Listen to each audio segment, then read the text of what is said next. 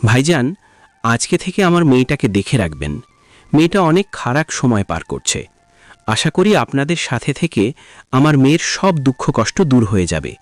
আজরা আর ইসমাম জীবনে সুখী হবে। একদম চিন্তা করবেন না, মেয়ে তো আমাদেরই, শুধু স্থান বদল হয়েছে আর সম্পর্কটা। এছাড়া তেমন বিষয় কোনো তফাৎ পড়েনি। আগেও মেয়ে আমার কাছে যেমন ছিল এখনও তেমনই আদুরে আছে। এখন তো আরও বেশি আদর করব। আল্লাহকে হাজার হাজার শুক্রিয়া, বছর ঘুরতে না ঘুরতেই তনিমার হাজারার মতো দুটা ছেলের বউ আমার ঘরে এসেছে। আল্লাহর রহমতে সরব তারা আমার বাড়ি পরিপূর্ণ হয়েছে। আমি তাদের দেখে রাখবো। নিশা বেগম আজরাকে জড়িয়ে ধরে বললেন, আমার এখন কোনো চিন্তা নেই। এখানে সবাই খুব ভালো, তোর সাথে খুব ভালো ব্যবহার করবে। তার পাশেই তো বাসা, এখন মন চাইবে দেখতে চলে আসবে। অন্য কোথাও বিয়ে দিলে কি আমার মেয়েকে এত কাছে রাখতে পারতাম?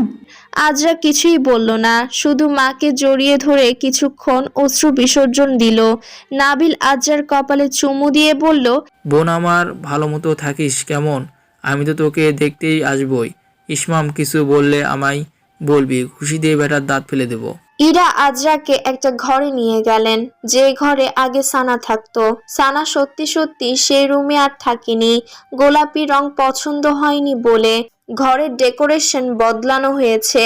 সানা থাকে এখন ইয়াকুবের পাশের রুমে, আজরাকে দেওয়া হলো ইসমামের পাশের রুম। তুই ফ্রেশ হয়ে নে, তোদের সম্পর্ক যতদিন না সহজ হচ্ছে ততদিন তারা আলাদা ঘরেই থাকবে। অনেক ধন্যবাদ ফুপি। এখনো কি আমি তোর ফুপু আছি? এখন মা হয়ে গিয়েছি, মা ডাকবে আমাকে। ঠিক আছে মা। তোর জন্য আমি খাবার নিয়ে আসছি। না ফুপি, আমি এখন কিছু খাবো না, ফ্রেশ হয়ে ঘুমাবো, আমার প্রচন্ড ঘুম পাচ্ছে। আচ্ছা ঠিক আছে, ঘুমা। গভীর রাতে আজরার ঘুম ভাঙলো, উঠে দেখলো 2:30 বাজে। আজকে সারাদিনে পোলাও কোরমা খাওয়ার ফলে তার একদম ভালো লাগছে না। ইচ্ছে করছে ডাল চচ্চড়ি দিয়ে সাদা ভাত খেতে। রান্নাঘরে গেলেও ভাতের চাল কোথায় তা খুঁজতে লাগলো। এই বাসার সব জিনিস কোথায় সে মোটামুটি জানে। হঠাৎ করেই পেছন থেকে ইসমাম বলল, এত রাতে এখানে কি করছো? আজরা চমকে গেল, বুকে থুতু ছিটিয়ে বলল, আপনি? ইসমাম ভাই, আপনি এখানে কি করছেন? এই বাড়ির সর্বত্র আমার বিচরণ। এখন বলো, তুমি এত রাতে এখানে কি করছো? If I am not mistaken, you are hungry, are you? আপনার রান্নাঘরের সাথে বিশেষ যোগাযোগ আছে। যখনই তাকাই আপনি পেছনে পিলারের মতো উপস্থিত থাকেন। আশ্চর্য। আমার তোমার সাথে যোগসূত্র আছে যেহেতু তুমিও রান্নাঘরে, আমিও। আসলে আমার ক্ষুধা পেয়েছে। আমি ফ্রিজ থেকে খাবার গরম করে নিয়ে আসি। না, আসলে আমার ওসব খেতে ইচ্ছে করছে না। আমার একটু সাদা ভাত আর ডাল চচ্চড়ি খেতে ইচ্ছে করছে, তাই বানানোর চেষ্টা করছিলাম। তোমাকে কিছু বানাতে হবে না, তুমি তোমার রুমে গিয়ে বসো। কিন্তু কোনো কিন্তু না, যাও। আজরা বসে রইল। প্রায় আধা ঘন্টার মধ্যে সে 4 গ্লাস পানি পান করে ফেলেছে। এই ঘরে বসে স্নায়ুবিক দুর্বলতা অনুভব করছে। ইসমাম ঘরে ঢুকলো, হাতে তার ধোয়া উঠা ভাতের প্লেট। তোমাকে আমি খাইয়ে দেব। এত যত্ন কেন করছেন? কেন করছি এটা খুব জলদি তোমার কাছে পরিষ্কার হয়ে যাবে। আজরা দেখলো সত্যি তো চিকন চালে সাদা ভাত, সাথে বেশি করে মরিচ ফালি দিয়ে ডাল চচ্চড়ি, সাথে একটা বড় ইলিশ মাছ ভাজা। আপনি এত সব কখন করলেন? এমন আস্ত একটা ইলিশ মাছ আমার জন্য নিয়ে এসেছেন? না, তোমার জন্য না, ওই যে দেখো ওই পুকুরে যে ভূতটা থাকে তার জন্য ভেজে নিয়ে এসেছি। না চাইতেও আজরার মুখে মৃদু হাসির রেখা ফুটে উঠল। এখন হাঁ করো, তোমাকে খাইয়ে দিচ্ছি, ভালো করে চিবিয়ে খাবে, কেমন টাটা থাকতে পারে। আজরা পরম তৃপ্তি নিয়ে খেলো। কতদিন পর কেমন যেন একটা প্রশান্তি অনুভব হচ্ছে। কিন্তু কেন, কোথায়? আগে তো ইসমামের আশেপাশে থাকলে এমন প্রশান্তি অনুভব হতো না। এটা কি বিয়ে নামক বন্ধনটার জন্য? বিয়ে নামক বন্ধনটা কি এতই পবিত্র হয়? সবকিছুই তখন কেমন নতুন নতুন লাগে, কোমল আর স্নিগ্ধ লাগে। এই যে জাদ্রেল কর্নেল, ইসমামকেও আজ আজরার ভীষণ মিষ্টি মনে হচ্ছে। মুহূর্তের মধ্যে আজরার মাথায় এলো এসব বেশি দিনের না। হয়েছে আর না। তুমি কি ওষুধ খেয়েছো আজরুস? না, ওষুধ খাইনি। ওষুধগুলো খেয়ে নাও। ঠিক আছে। ইসমাম চলে যেতে চাইলো। আজরা তাকে ডেকে বলল, ইসমাম ভাই ধন্যবাদ। ধন্যবাদ দেওয়ার পর যতটুকু না মনে শান্তি পেয়েছিলাম, ভাই ডেকে জ্বালা বাড়িয়ে দিলে ইডিয়েট। এখন তোমার আমার সম্পর্কটা ভাই বোনের নেই। নেক্সট টাইম থেকে আমাকে ইসমাম ডাকবে। ভাই বলে ডাকলে তোমাকে শাস্তি দেব, মনে থাকে যেন। ইসমাম চলে গেল। আরে আমি ওনাকে ভাই ছাড়া কি আর ডাকবো? তার থেকে ভালো সম্বোধন ছাড়া ডাকা। সম্বোধন ছাড়াই ডাকবো। আর ওনার সাথে তো আমার সারা দিনে তেমন কোনো দরকার নেই। একটু এদিক ওদিক করে আজরা ঘুমিয়ে গেল। রুমের পরিবেশটা কেমন ঠান্ডা ঠান্ডা লাগছে। ভোরে জোরে বৃষ্টি নামলো। নামাজ শেষে ইসমাম হালকা করে আজরার রুমের দরজায় ধাক্কা দিল। আজরুস দরজা খোলা রেখে ঘুমায়, ইডিয়েট একটা। গিয়ে দেখলো ফুল স্পিডে ফ্যান চলছে আর দক্ষিণের জানালা আর বারান্দার দরজাও খোলা। আজরা বারবার ঠান্ডার কারণে কুকড়ে যাচ্ছে। ইসমাম আজরার গায়ে হাত দিয়ে দেখলো গা ঠান্ডা হয়ে গিয়েছে। গায়ে কাঁথা টেনে দিল, বারান্দার দরজা বন্ধ করে দিল। কি ভেবে আবার আজরার কাছে গিয়ে বসলো। পেটের কাছের দিকে কাঁথাটা সরালো। আলতো হাতে সেখানকার জামাটা সরিয়ে দেখলো ঘা শুকিয়ে কালশিটে হয়ে গিয়েছে প্রায়, সাথে খুব বিশ্রী একটা দাগ হয়ে গিয়েছে। ইসমামের চোখ দুটো ভিজে গেল। আজরাকে আবার ঢেকে দিল। ঘুমন্ত আজরার পাশে শুয়ে তাকে জড়িয়ে ধরলো। গভীর ঘুমে আজরাও তাকে জড়িয়ে ধরলো। হয়তো কোলবালিশ ভেবেছে। ইসমাম আজরার কপালে একটা চুমু দিল। তার ফোলা গালগুলো ঘুমের মধ্যে আরো ফোলা লাগছে।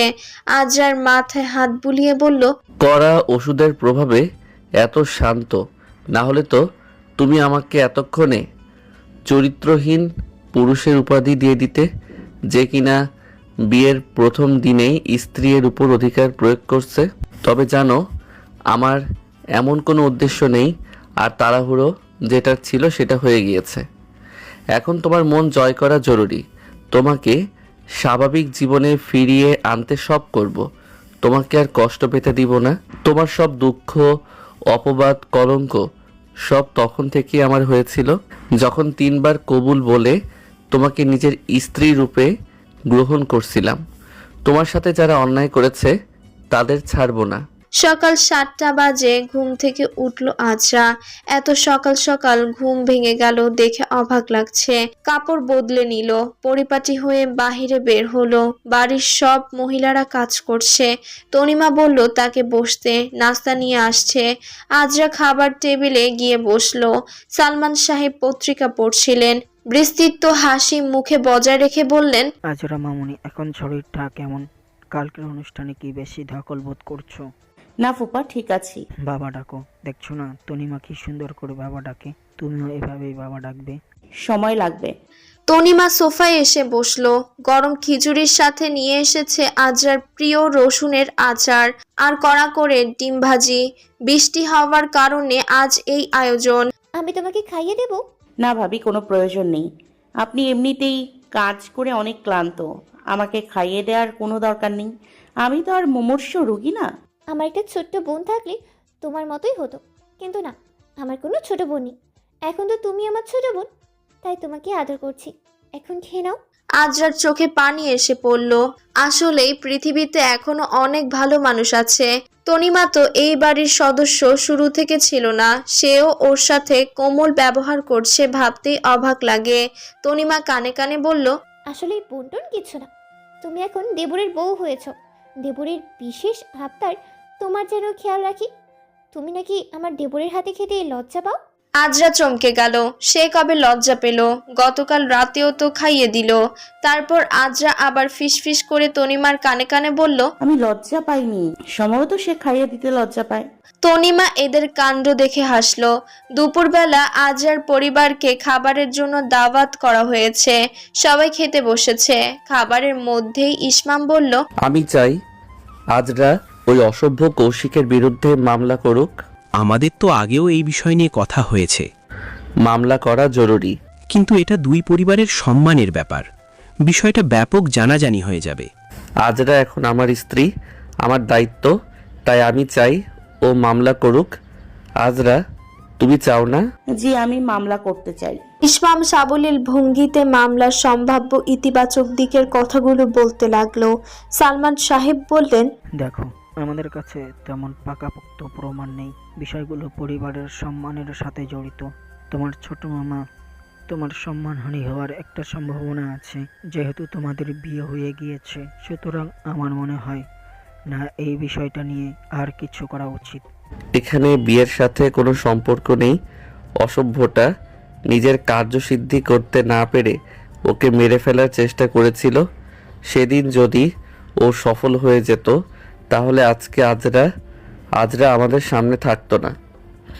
আজরা নিজেকে ততটুকু রক্ষা করেছিল বলে এবং চেষ্টা করেছিল বলে সে তার কোনো ক্ষতি করতে পারেনি। ওকে এত সহজ কিভাবে ছেড়ে দেই? তোমাদের বিবাহ হয়েছে, সন্তান সন্ততি হবে, সমাজে তোমার একটা মান সম্মান থাকবে, কিছুদিন পর চাকরি বাকরি করবে। কথাগুলো ছাড়িয়ে গেলে কি একটা বিচ্ছিরি অবস্থা হবে, বুঝতে পারছো? এখন শুধু কথাটা এলাকার মানুষের মধ্যেই আছে, তারা কিছুদিন পর কথাগুলো ভুলেও যাবে। কিন্তু তোমরা যদি মামলা করো তাহলে মামলার হিয়ারিং চলতেই থাকবে।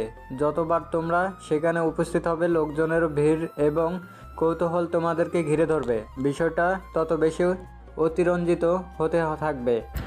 বড় মামা, এই মুহূর্তে আপনার সাথে কোনো ধরনের কঠিন কথা বলার মতো আমার ইচ্ছে একদম নেই।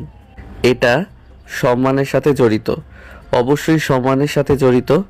ছেলেটা আমার স্ত্রীর অসম্মান করার চেষ্টা করেছে, এটা আমি মেনে নিব না। আর কথা ছড়ানোর কথা বলছেন তো, বলতে চাই আজরার এতে কোনো দোষ ছিল না।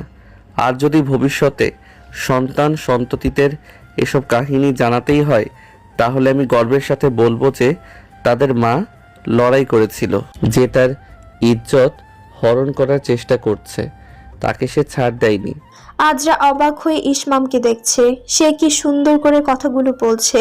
এটা মিথ্যে বিয়ে, যেখানে তাদের বিয়েটা টিকবে না সেখানে সন্তান সন্ততি ভবিষ্যৎ মান সম্মান এগুলো কিভাবে এলো? আজরার ভালো লাগলো যে অন্তত কেউ তার মতামতকে গুরুত্ব দেয়। আজরা মনে মনে বলল, আমি কি লোকটাকে হাফ মেন্টাল সাধেই বলি? আজরা এখন আমার স্ত্রী, তাই তার মান সম্মান রক্ষা করার দায়িত্ব আমার। স্বামী হিসেবে এতটুকু করতে না পারি তাহলে নিজের জীবনকে বৃথা মনে হবে। ইসমামের কথা শুনে আজরা আরো একবার মুগ্ধ হলো। ইসমাম এত সুন্দর করে কথা বলতে পারে তা আজরার কখনোই জানা ছিল না। এতদিন রাগী ইসমামকে তার বিরক্ত লাগতো, কিন্তু স্বামী হিসাবে ইসমাম অন্যরকম, ভীষণ যত্নশীল আর দায়িত্ববান। ইরা জামান বললেন, আমার ছেলে যথেষ্ট বুদ্ধিমান, তাই আমি জানি সে কি করবে। তবে প্রমাণ? আমার কাছে প্রমাণ আছে। আজরাকে যে কাচের টুকরো দিয়ে আঘাত করা হয়েছিল তাতে কৌশিকের আঙুলের ছাপ পাওয়া গেছে। প্রসেসিং চলছে, শুধু মামলাটা করবে আজরা, তারই অপেক্ষা। ইসমামের কথা শুনছিল সবাই। তাহসিন জামানের স্ত্রী সাবা এতক্ষণ মাথা নিচু করে খাচ্ছিল। তিনি ইসমামকে বললেন, আমি তোমাকে একটা প্রশ্ন করতে চাই। জি বলুন। আমার বোন সুরৈয়েরও কি সাজা হয়েছে? হ্যাঁ হবে, তবে কম। আপনার বোন একজন মেয়ে হয়েও খুব গর্হিত একটা কাজ করেছে। খুবই লজ্জাজনক বিষয়। একজন নারী হয়ে অন্য একজন নারীর সম্ভ্রম হরণে পুরুষকে সাহায্য করা খুবই জঘন্য একটা কাজ। কিছু মনে করবেন না, আগেই ক্ষমা চেয়ে নিচ্ছি। তবে আমার দ্বারা যদি সম্ভব হতো ওদের আমি খুন করতাম। ইসমামের চোয়াল শক্ত হয়ে গেল। তার চোখে মুখে রাগের রেশ স্পষ্ট। জোরে জোরে নিঃশ্বাস নিতে লাগলো। ইরা বললেন, তুই এগুলো কি বলছিস বাবা? শান্ত হয়ে যা। যা বলেছি ঠিকই বলছি। যদি সম্ভব হতো আমার স্ত্রীর গায়ে হাত দেওয়ার অপরাধে ওদের দুজনকে টুকরো টুকরো করতাম, তারপর কুকুরকে খেতে দিতাম। তবে তা সম্ভব হচ্ছে না। সাবা কিছু বললেন না। ইসমাম ফুঁসছে, চোখ লাল হয়েছে তার। গমগমের স্বরে বলল, আমার খাবার হয়ে গিয়েছে। কথাগুলো বলে ইসমাম রুমের দিকে চলে গেল। ইসমামকে এই বিষয় নিয়ে এত সিরিয়াস দেখে আজরা অবাক হলো।